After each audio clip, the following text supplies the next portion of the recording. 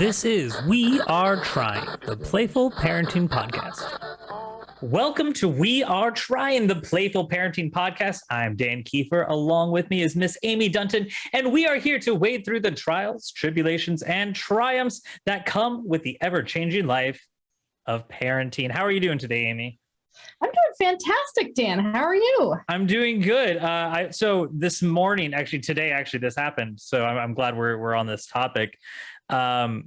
We weren't. My wife was getting a flower girl dress for Delilah. So she's going to be a flower girl in an upcoming wedding. We're very excited. I was asking her how it was going, and she was like, well, I only cried twice. So we're good. Cause she was trying on these little dresses, and she's like a little woman now, and she's like doing poses and stuff. Gosh. It was absolutely adorable. So while this is going on now, my wife and I are huge Lego fans. I don't know if you are aware. I caught that. For those of you guys watching on YouTube, you can see it. If you're not, if you're just listening, I am surrounded by Legos. And so my wife has gotten the Lego Mario sets, and they're really cool. Like, if you haven't checked them out, they're absolutely fascinating. My kids love them because there's always these contraptions, these little things that they can do with them, and it's really cool. Leo has like no idea who Mario is beyond the Legos.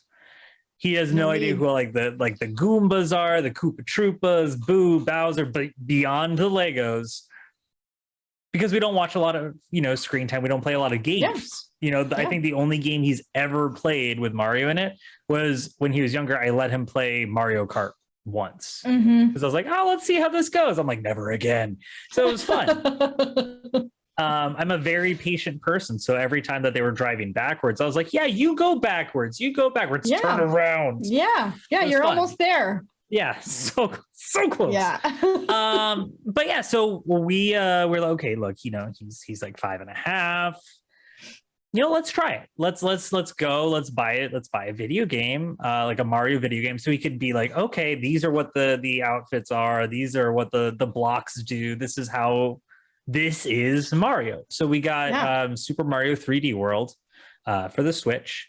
And it was definitely an experience. It was much better than Mario Kart was. But it's always interesting to see how, especially my kids react to screen time. We're fairly strict in that regards. We're trying to convince ourselves to loosen up a little bit. We do like 0 screen time during the week, and then on the weekends it's limited. But yeah, so it was very interesting because he has like 0 video game hand-eye coordination. And I have friends who have kids that their kids have been playing video games for the past 2 years, and they're the same age. Yeah, it's crazy. So it's always this this give and take where we're like, you know what, maybe we should do this. And my wife and I had to go back and forth, and she's like, no, Dan, it's okay. It's okay. You can buy him a video game. It's okay. I'm like, yeah, I don't know. We might just go play with some dirt outside. And he's like, no, it's okay. Just get him a game. So we did. Worried about it being the gateway. It was fun. I mean, those are the 2 different options, right? Video games, play with dirt, those are, we live in a very fun household, guys. Yeah. Super fun. Super fun. Do you remember when you started doing video games with your kiddos? I mean, it was probably like, what, 2 weeks, 3 weeks ago? Yeah, just right before Jackson went off to college. Yeah, because otherwise I would have had no material for this segment. Just a couple decades actually ago, I would say. It was interesting though, the way I guess my kids came into it, because we didn't have like what I would consider the fancy Xbox, right from go. I remember being fascinated with the ones that I had when I was little, and being determined to get my kids interested in the same horrible graphics that I thought was like the best thing ever. So, we're talking and you're like far Pac-Man, too young. Galaga. No, you're far too young to. I'm talking. Are we going Pong? Are we going Pong? We're going to Pitfall. Okay. Pitfall. And Centipede. Yeah. and River Raid. I No, mean, you got me on that one. You got me on Okay. that one, Amy.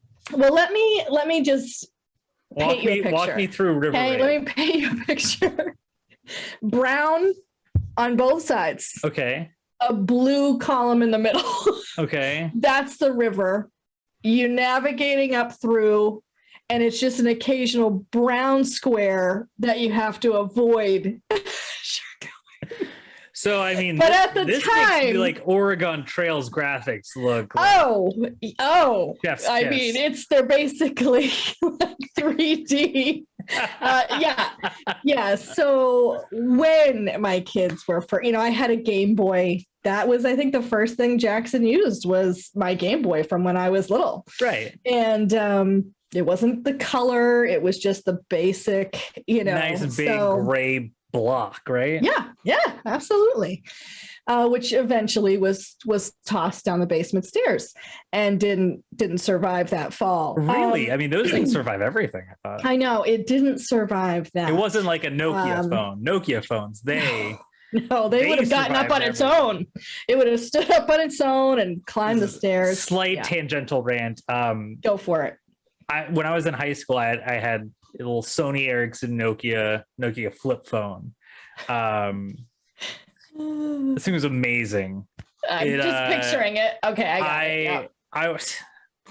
I was slightly forgetful as a kid, and I went home from soccer practice. I forgot my backpack, or not my backpack, my soccer bag. I go get it the next morning after torrential downpour. Everything in the bag was soaked. Get my phone out. It's fine. Oh yeah. Yeah. All those videos now of the iPhones being submerged in water. It's like, they got nothing. Come on. They figured this out a while ago. Let me tell you.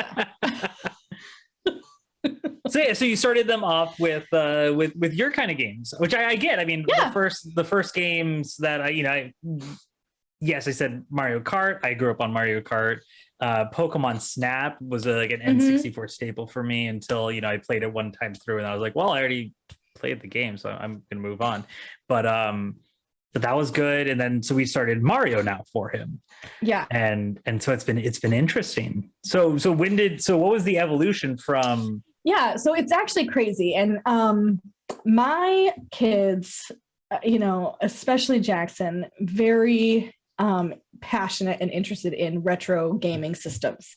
So as he got older, he just wanted to collect a lot of the older gaming systems anyway. So he's got like the GameCube and the one with the glove. Does that help you at all? Yeah, I can't remember what it's called. But if you know which one that is, I do. Props I to do. You. Okay. Only because we had conversations on it when he was trying to take some of my consoles. Right. Because apparently I had retro consoles and I didn't even know about it. Right. Yeah.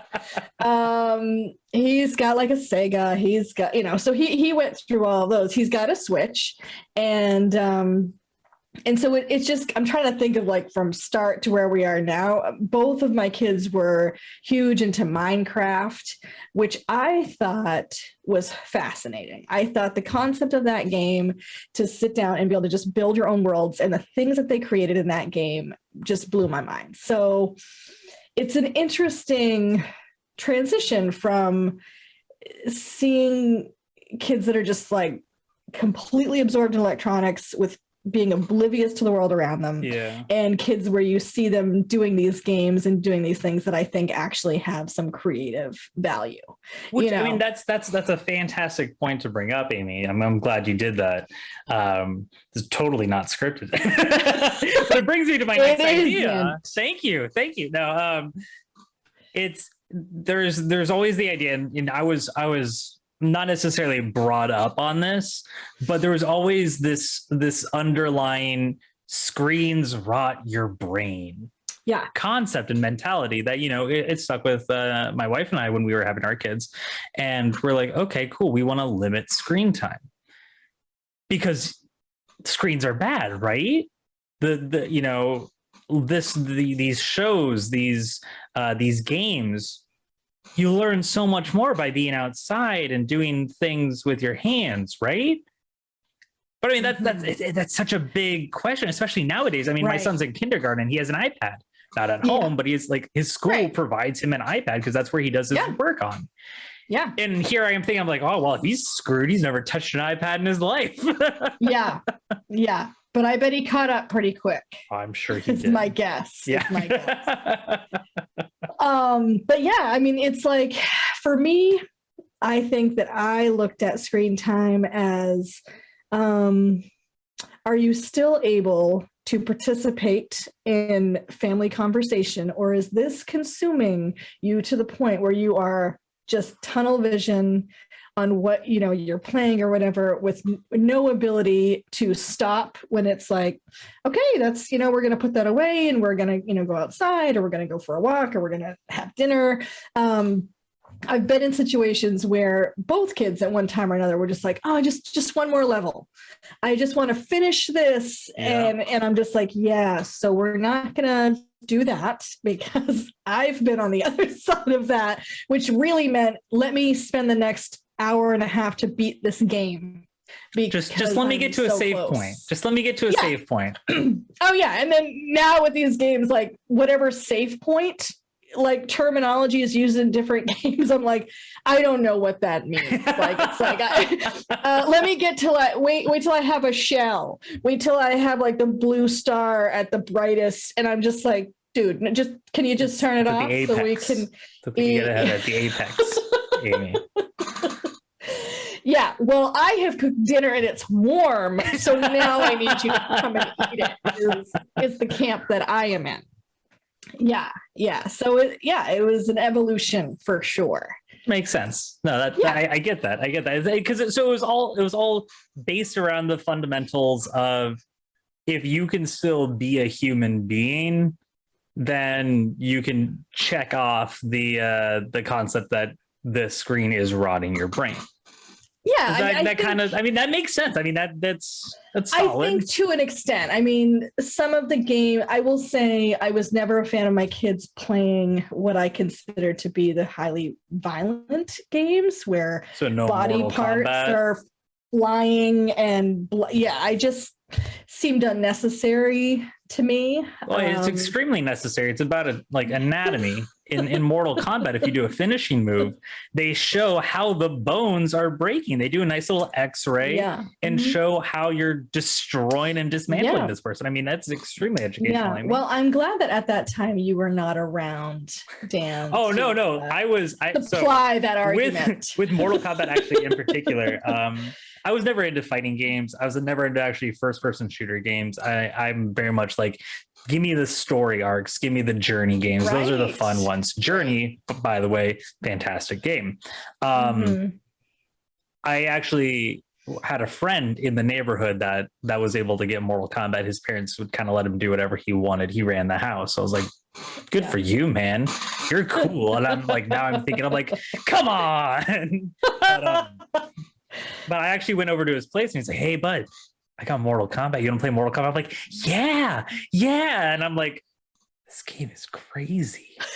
this is insane. The guy's head just flew off. Yeah. I actually, now that you're saying that, I remember when Jackson first started playing Five Nights at Freddy's. And then whatever the one is with the grandmother that comes out, and I realize I'm sounding about as mom-like as I possibly could right now. But I was like, please, he's like, just play one level. Just try. I'm like, I don't want the giant toys from Chuck E. Cheese coming up to attack me at all. Thank you very much. That's a hard pass. I'm going to do a shameless plug here for you right now. So hats off to anybody that can play Five Nights at Freddy's, because it is an absolutely terrifying game. It's terrifying. A buddy of mine and we actually started a video game channel about a year ago, and I don't do well with horror games. And he was like, hey, dude, you need to play this game. I'm like, sure. What is it? I was like, I don't know. It's got like stuffed animals and stuff. I'm like, okay, sure. Why not? So I sit down and start playing Five Nights at Freddy's. I never made it through the whole game. And if you ever want to know what it's like for me to have a panic attack, just watch the gameplay of me playing that, and you will hear hysterical laughter, some crying, a lot of screaming. It's a thing. Bearded Bird Productions. Check it out. Bearded Bird Productions on YouTube. Look up Five Nights at Freddy's, and it's absolutely terrifying. So no, I agree with you. Those games, there's no fundamental value to them. Sure, when you're older, you want a little jump scare. Why not? But I'm not going to put my kids in front of that. No. But now, was this the same thing when it came to like TV for you? Like it was like, hey, give me educational or give me a blank screen. Definitely when they were younger, I would say for sure. We were big Baby Einstein fans. I found those episodes to be absolutely genius. Hence the Einstein, I suppose. But they incorporated all these great imagery, music, and toys that were like, a lot of the toys were handmade, or they were just a very simple, basic wooden, types of toys. And you got to see like kids interacting with them and creating their own games. And it was just these short little 20-minute, maybe 30-minute videos. But they talked about shapes and food and water and just, I was a huge fan of that. So that kind of thing I could get behind my kids watching. I remember them watching Bob the Builder was big at the time, and they had the toys, again, it was all stuff that they could do the creative play with. I was definitely a strong proponent of that. I was a big fan of that kind of stuff that we could incorporate.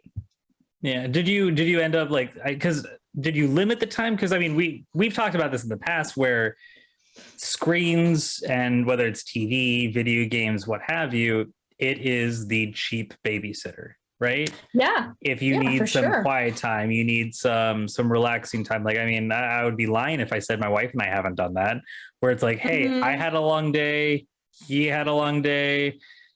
Let's just, I'm going to take a nap, throw on a show and let it go. We usually put on luckily we're in the world of like cable cutting or cord cutting. We have PBS Kids has their own streaming channel. Watch a lot of the Wild Kratts, Superhero Elementary. They use the superpower of science to solve problems. Wild Kratts is all about these animals. And it's really good stuff. So we feel less guilty about it.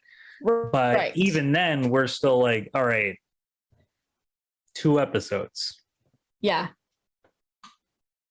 3 episodes. And then we got to turn it off, or we do it like right before bedtime. So it's like, hey, there's a hard cutoff. This is when bedtime is, kind of thing. Yeah, sure. So I would say, from what I recall, I don't remember having like these hard set limits where it was like 2 episodes and we're shutting it off for the day, or or whatever it would be. I can remember there being like, once they were school age and after school, it was like, I don't want you just sitting down in front of a screen for for the evening. So it was kind of like, pick one thing that you like really want to watch, and then we would sort of have like our family time. We were very active in terms of, we had family dance parties were big in my house, if you can imagine. That doesn't sound like you at all. And or outside, going outside, and then watching something after dinner or even during dinner. I can't say that we were always a family that would like sit down at the table to eat. It's like some nights we would, and other nights would be perfectly fine to like take our meal and watch something while we're eating dinner. I have a couple of friends now where it's like, it's amazing to me the technology that they have for, and I don't know if you do this where you say you like limit it, but I mean, they lock their kids' devices at certain times, and they're able to like, it's like a certain minute cutoff and they will shut off automatically. Like they're no longer connected to the internet. Oh, wow. Like, it's like they can be outside or in a different room with these. And I'm just like, this is amazing, but also like, I can't imagine like navigating through all of that. Yeah, come back to me when the kids are older, and I'll let you know if I'm using it. Because like right now, I'm like, no, yeah, I need to teach my kids self-control. They'll know when to put down the controller. My son barely knows how to hold the remote, but I mean, they come up with the craziest things when it's like it's time to end, right? Yeah, right. And it's just there used to be the show like kids say the darndest things, but I mean it's absolutely true. Yeah. And that leads us into our next segment. What do y'all think? What? I'm sorry, what did you say? Because there's no time that it's like, you know what, I agree with you, child. You said that, and that makes perfect sense. I mean, I can't count on my hands the number of times where it's just like, I'm sorry, what was that? Yeah. My kids are young enough that it still is correlated to like food. My favorite one. I mean, I feel like we mentioned this on episode 2, our picky eaters episode. Yeah. But it's just like, I love this food. We actually had it with Leo the other day. It's like, it was a back and forth. He's like, I don't want corn dogs. I'm like, okay. I find that crazy because you used to love corn dogs. Like, oh, I like corn dogs. I'm like, you like corn dogs. I love corn dogs. He almost went into tears when we didn't have corn dogs. Then I was like, you know what? We got you corn dogs. He's like, yes, we got him corn dogs. Put it on the plate. He took a bite. He's like, I don't like corn dogs. And I'm like, God. I was like, I don't like this bread because my wife, she was like, oh, it's cornbread. He's like, oh, I don't like this bread. I'm like, why? I don't like corn. There's corn in this bread. I'm like, no, it's like a hot dog bun. It's just regular bread. Oh, it is? Oh, I love this bread. I'm like, what is happening? Yeah. I think for me, it was like you're split between frustration at times and then being sort of proud at what they're able to come up with in seconds. I mean, whether it's excuses or rationale, like I definitely can remember those times of where you're like, okay, so we're going to sit down. So this is going to be your last show. And then we're going to get ready for bed. And at some point in the last 5 minutes of the show, it would be like a casual comment. I'm thinking mostly from Isaac, where it's like, so for my last show, I want to do the truck episode. And I would be like, oh, this is the last show, the one we're watching right now. And then it's like, what? I wouldn't have chosen this. I had no idea. What is this that you're throwing at me? And it was just like, wow, okay, this is where we're at. And I would say, I can't say definitively that every time I was like, absolutely not, turn it off. Right. Nope. There were definitely those times where I think, like you said, if it was like a long day and I was running on fumes, it's like, yeah, okay, we're going to go ahead and watch the truck episode. And then that is it, and I feel like there has to be that happy medium. Yeah, I mean, where there's no survival. Right. It has to go with, like, giving them a little bit of a win sometimes. Don't feel like you're beating down on them every waking moment. Nope, can't have this. Nope, can't have that. Nope, can't have that. Which, it's tough to say because, like, I love telling my kids no. Sometimes I love seeing the panic on their face. I'm like, hey, can I have this? No. And all of a sudden it's like, what? Yeah, I can't. And when it comes to episodes, I hear what you're saying. My least favorite thing that happens is all of conversations with Leo. Kid's got a mind like a steel trap. He definitely gets it from my wife, because I do not. But he'll remember things that I'll say like during the week. Like, oh, you can watch this on the weekend, right? Mm-hmm. And so here we are, Sunday night. Wrapping things up. We usually watch some shows before bed. We're finishing the last episode. I've already gone through, hey, this episode, then bedtime. Leo, what did I say? This episode, then bedtime. Delilah, what did I say? This episode, then bedtime. Awesome. Cool. Episode's almost over. But Dad, you said I could watch Encanto this weekend. You're right, I did. I did say that. But guess what? Mhm. That's a movie, Leo, and we don't have time for this. Yeah. Yeah. Because it's bedtime. You missed your opportunity to say that about an hour ago. Yeah. Yeah. No, that's classic Isaac on my end for Yeah. sure. Of like he'll bring back, something that was said earlier in the week, even, where it's like, well, I thought you said we were going to be doing this, and it'll be something that clearly there's no time for now. But that was his strongest, I would say strongest argument, because I felt like I was then going back on what I said. Right. And I hated that. I hated that feeling, even though there was this parent side of me that was screaming the logic of it and feeling like, that we don't have time to watch a 2-hour Right. or whatever it might be. We are not going out to dinner right now at 8 p.m. Like you had your chance earlier. But that was always a tough struggle along the way, I think. Now as they got you gotta older, find yeah, as they got older though, like, so switching from like TV to games, right? So Yeah. because I mean the excuses have got to be completely different, right? Because I mean TV is like, can I watch another one? Can I watch another one? What about this one? Because it's always a different piece of the pie, if you will. Right. Video games, it's all about longevity. So what were some of the things that you got from there?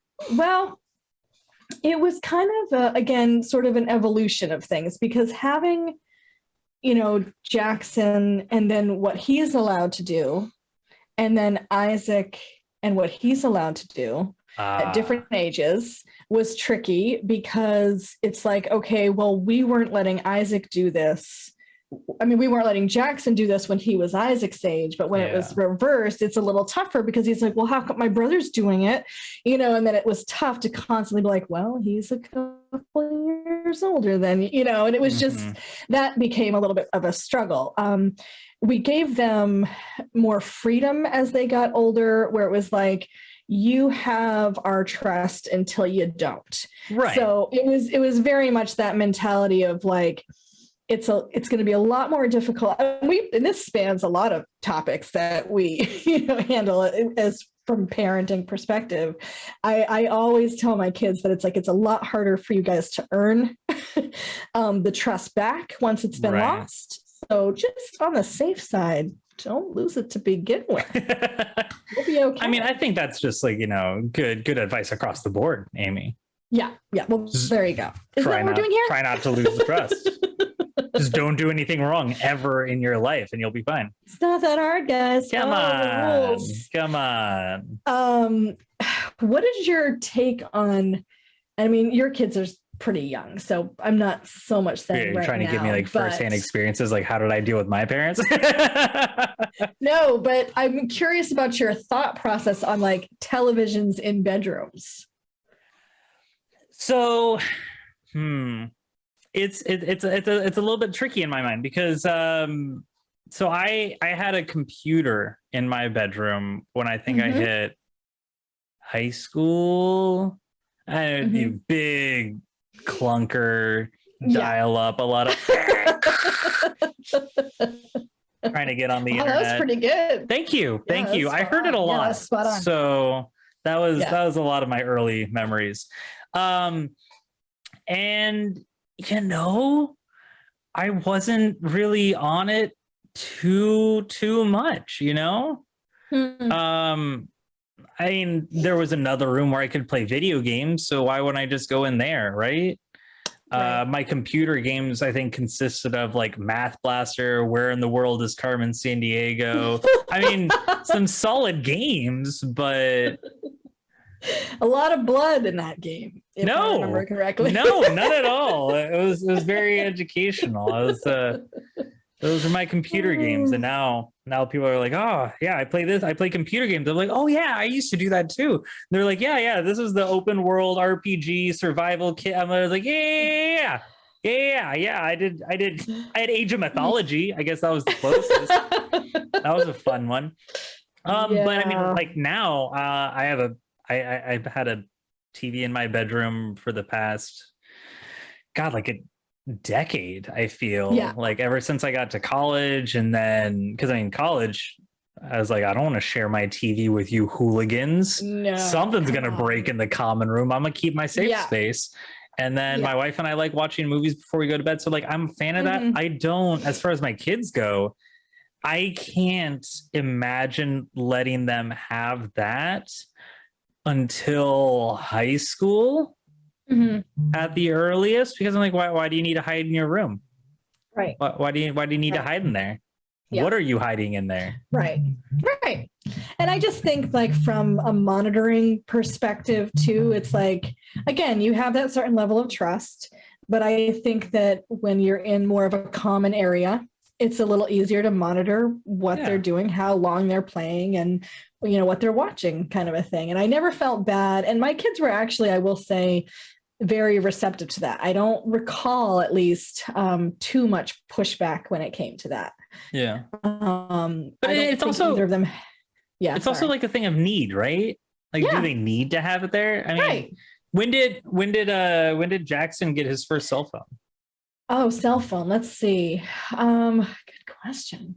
I would say, honestly, I think it was 15 or 16. Yeah, and that makes sense to me. Like, Yeah. when my sister got to high school, she got hers. I had to wait 2 years, got mine when I got to high school because Yeah. we were doing extracurriculars. Cars were involved now. Right.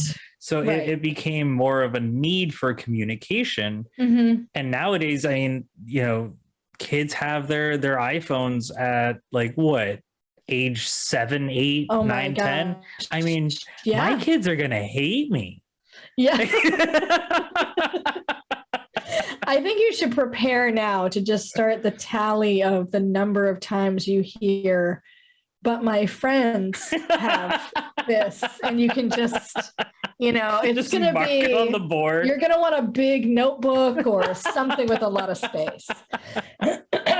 Yeah, for sure. Yeah. Yeah, it is crazy, but and when I say like, well, I didn't have that when I was in school, that doesn't seem to carry a lot of weight ever, actually. So that has been an unsuccessful attempt. I mean, and we can talk about this on another episode, but when have parenting excuses ever actually held any water with their children? Because like, I get the blankest stares when Leo's like, well, what about this? I'm like, well, I mean, I would like this, but I can't have it. And he's like, I don't care. Yeah, we're talking about me, Dad. Me and my needs right now. Yeah. You got to stop being so selfish, Dan. I'm just the worst. Yeah. I'm the worst. And like, yeah, no, it was bad. And we'll talk about this on the next episode, and I'll get to this in a moment. Yeah. But it's just, it's funny the things that they said, and it's always interesting to have that kind of like the backpedal of like the monitoring and leading us into the next episode. So the next episode we're going to talk about next week is helicopter parents and how high should you fly above your kid's head. That's going to be fun. I'm excited. I will forewarn you guys. I am a reformed helicopter parent. As far as I say that, I mean, I am now like, I don't know, a driving parent. Like I can't fly, but I'm still 2-3 cars behind, keeping an eye on them. Yep. All right. Well, thank you guys for listening. As always, please make sure you listen to us wherever you can find podcasts. Share to your friends, and we'll talk to you guys next week. Thank you all. Thanks, guys.